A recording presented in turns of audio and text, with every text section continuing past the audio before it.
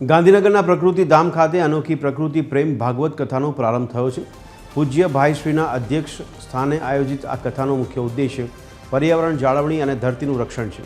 Western agri seeds અને nature first દ્વારા આયોજિત આ સપ્તાહમાં પ્લાસ્ટિક મુક્ત અને કાર્બન ઉત્સર્જન ઘટાડવા અંગે જનજાગૃતિ ફેલાવવામાં આવી રહી છે।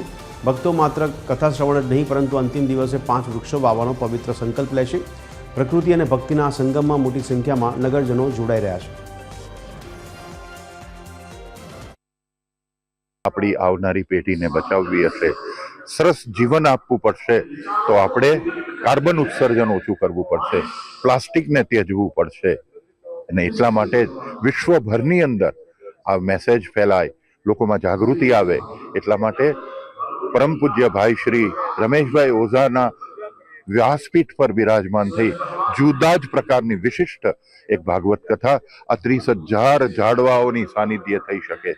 આપણે સૌ પ્રકૃતિને બચાવીએ, પ્લાસ્ટિક ઓછું વાપરીએ, કાર્બન ઉત્સર્જન ઓછું કરીએ, પ્રકૃતિને પ્રેમ કરો।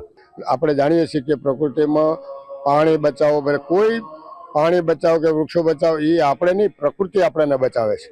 એટલે અમારો મૂળ હેતુ અને પૂજ્ય ભાઈશ્રીનો હેતુ એક જ છે કે આપણે આ ભાગવત કથાના દ્વારા લોકોને એક ધર્મ સાથે આ એક સેવાકીય વૃત્તિ આમ તો ફરજરૂપી વૃત્તિ મનમાં અને નવી પેઢીને આપણે એવી ધરતી આપતા જઈએ, એવી પ્રકૃતિ આપતા જઈએ કે એ લોકો પહેલાંની જેવી ધરતી હતી એવી સાત્વિક ધરતીથી 5 તત્વોનો શ્વાસોશ્વાસથી લઈ શકે।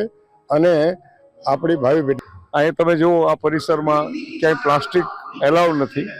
અહીંયા અમે વૃક્ષોની સાનિધ્યમાં એટલે મંડપ નથી। આ કથાની પોથીયાત્રા પણ કોઈ વાહનો વગર નીકળે, એટલે કોઈ ધુવાડા ન નીકળે એનો ખ્યાલ રાખ્યો।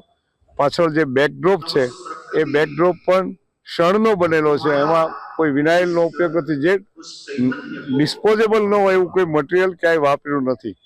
એટલે અમારો હેતુ છે કે જેનાથી ધરતીને કે પાણીના જળ સ્ત્રોતને કે આપણી હવાને, આપણી ઉર્જાને નુકસાન થાય એવું કોઈ કામ ન કરવું, કારણ કે આપણે તો પ્રકૃતિને પ્રેમ કરવો છે।